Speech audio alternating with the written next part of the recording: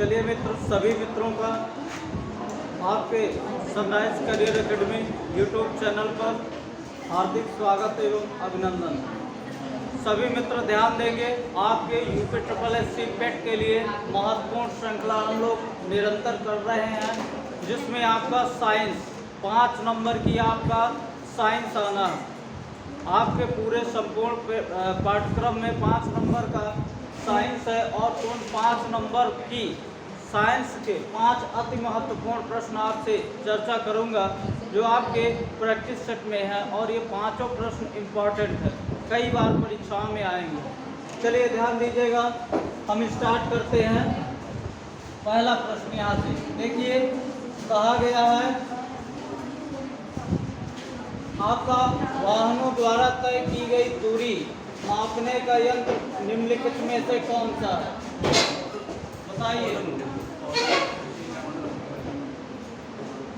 वाहनों द्वारा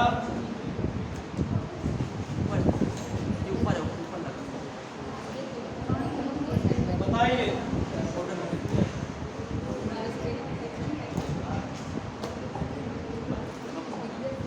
पहला प्रश्न है आपका, वाहनों द्वारा तय की गई दूरी मापने का यंत्र निम्नलिखित में से कौन सा है? Audiometer, accelerometer, odometer, ondometer. बताइए। आप जो वाहन लगे रहते हैं उसमें 2 मीटर लगे रहते हैं, ध्यान दीजिएगा ना, 2 मीटर लगे रहते हैं, ठीक है। 2 मीटर आपके वाहनों में लगे रहते हैं। एक क्या करता है? दूरी का मापन करता है। क्या करता है? दूरी का मापन करता है। और दूसरा आपकी गति का मापन करता है, गति का मापन करता है ना। तो आपसे पूछा गया किसका? तय की गई दूरी मापने वाला यंत्र ना, दूरी मापने वाला मीटर, ये पूछा गया है। बताइए क्या होगा दूरी मापने वाला यंत्र? ओडोमीटर। आपका राइट आंसर ओडोमीटर, ठीक है ना। अगर गति मापने वाला यंत्र पूछ लिया जाए तब स्पीडोमीटर। आपकी जो गति मापने वाला यंत्र है उसको क्या कहते हैं? स्पीडोमीटर कहते हैं, ठीक है। समझ में आ रहा है ना। चलिए अगला प्रश्न देखते हैं हम। क्या कहा गया है? निम्नलिखित में से कौन सा परमाणु मॉडल प्लम पुडिंग मॉडल के नाम से जाना जाता है? बताइए। प्लम पुडिंग मॉडल दिया है थॉमसन का परमाणु मॉडल, रदरफोर्ड का परमाणु मॉडल, नील्स बोहर का परमाणु मॉडल, और इनमें से कोई नहीं। बताइए कौन सा मॉडल है? सभी मित्र ध्यान देंगे, मैंने क्लास के दौरान आपको बताया था ना, परमाणु मॉडल, परमाणु की संरचना में हमने तीनों मॉडल्स की चर्चा आपसे किया था। और देखिए प्रश्न पूछा गया है प्लम पुडिंग मॉडल ना, किस मॉडल को प्लम पुडिंग मॉडल कहा गया है? हमने सीधा इंपॉर्टेंट नोट्स में लिखवाया था आपको ना। किसका? थॉमसन का परमाणु मॉडल, इसी को हम क्या कहते हैं? प्लम पुडिंग मॉडल कहते हैं ना। थॉमसन ने क्या बताया था कि परमाणु एक क्या है? गोलाकार ना। परमाणु कैसा है? गोलाकार आकृति का होता है ना, जिस पर जो आपके इलेक्ट्रॉन है और प्रोटॉन है ना, इन्होंने क्या कहा कि गोलाकार है, और इसे तरबूज की भांति उदाहरण देते हुए बताया था। जैसे तरबूज में आप देखते हैं लाल भाग पूरा इसी गोले के अंदर समाहित होता है ना। लाल भाग को इन्होंने क्या कहा था कि प्रोटॉन जो होते हैं वह इसमें संपूर्ण रूप से फैले होते हैं, बिखरे होते हैं, और जो इलेक्ट्रॉन होते हैं वो इसके बीज की भांति ना, इसके बीज की भांति कहाँ? इसी के अंदर, तरबूज के अंदर क्या होते हैं? फंसे रहते हैं ना इलेक्ट्रॉन। कौन? इलेक्ट्रॉन। इसीलिए तरबूज के मॉडल को ही हम प्लम पुडिंग मॉडल कहते हैं। क्या कहते हैं? तरबूज मॉडल को ही प्लम पुडिंग मॉडल कहते हैं। और ध्यान रखना, एक पॉइंट और हमने बताया था, यह परमाणु का प्रथम मॉडल है। क्या बताया था? प्रथम परमाणु मॉडल है ना, प्रथम परमाणु मॉडल है। थॉमसन का परमाणु मॉडल कब आया था बताइए। अगर सन पूछ ले तो कब आया? 1904 में ना। 1904 में थॉमसन ने सबसे पहले परमाणु मॉडल को प्रस्तुत किया, इसीलिए इसको थॉमसन का परमाणु मॉडल भी कहते हैं, प्लम पुडिंग मॉडल कहते हैं, तरबूज मॉडल कहते हैं। सभी को ध्यान में रखिएगा, ठीक है। चलिए आगे आपका प्रश्न है 28 नंबर। कह रहा है जंतु जगत का सबसे बड़ा संघ कौन सा है? संघ प्लेटी हेलमिन्थीस, इसके बाद संघ निमेटोडा, संघ आर्थ्रोपोडा, संघ मोलस्का। बताइए, ये बहुत इंपॉर्टेंट प्रश्न है, कई बार परीक्षाओं में आया, बहुत इंपॉर्टेंट प्रश्न है।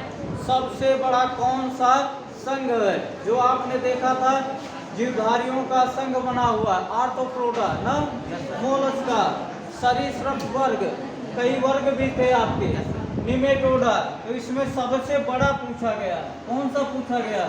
सबसे बड़ा। आपका सी आंसर सही हो जाएगा।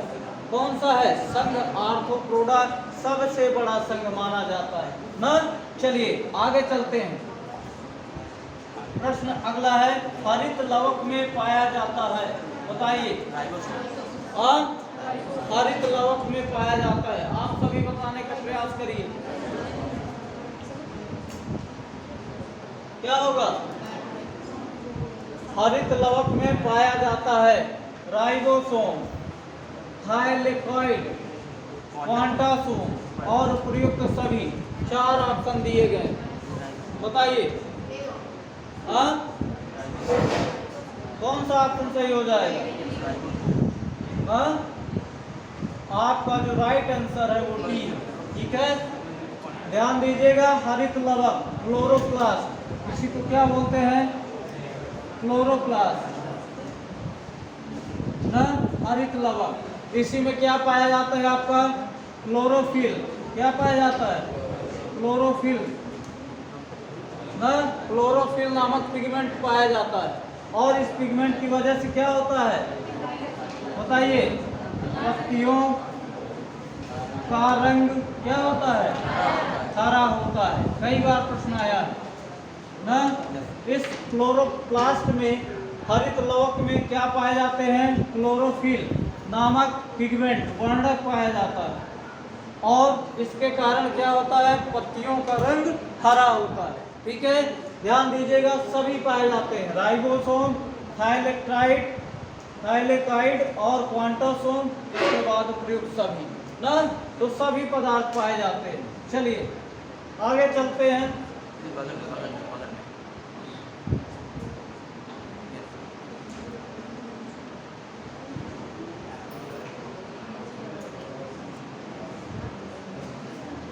ये देखिए लास्ट प्रश्न है आपका ना। 5 प्रश्नों की श्रृंखला है, जो आपके पेपर में 5 प्रश्न आते हैं, उसका लास्ट प्रश्न है। कहा गया निम्नलिखित में से किस पेशियों में लैक्टिक अम्ल का जमाव होता है? बताइए। ऐच्छिक, अनैच्छिक, हृदय, उपयुक्त सभी। बताइए। पूछा गया है कौन सी मांसपेशियां हैं जिनमें लैक्टिक एसिड का जमाव होता है।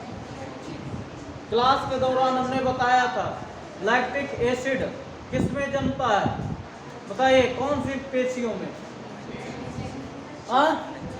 ऐच्छिक, अनैच्छिक, हृदय और उपयुक्त सभी। बताइए।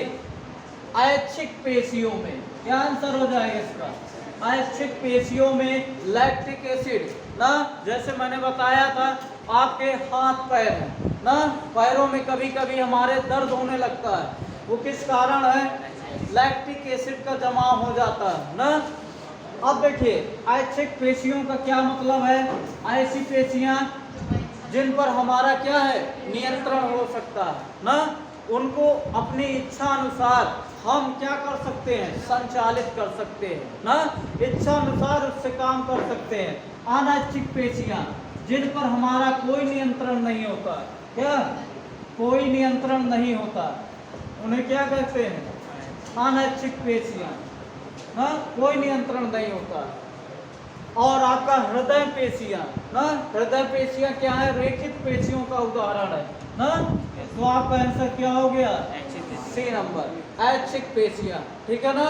ये पांचों प्रश्न बहुत इंपॉर्टेंट है, आपकी परीक्षाओं में बन सकते हैं, कई बार ये प्रश्न पूछे गए हैं। चलिए आगे की श्रृंखला है आपकी 31 से लेके आपका हिंदी का पोर्शन है, और हिंदी का पोर्शन अभी आपके हिंदी वाले सर कराएंगे। ठीक है ना। बहुत बहुत धन्यवाद।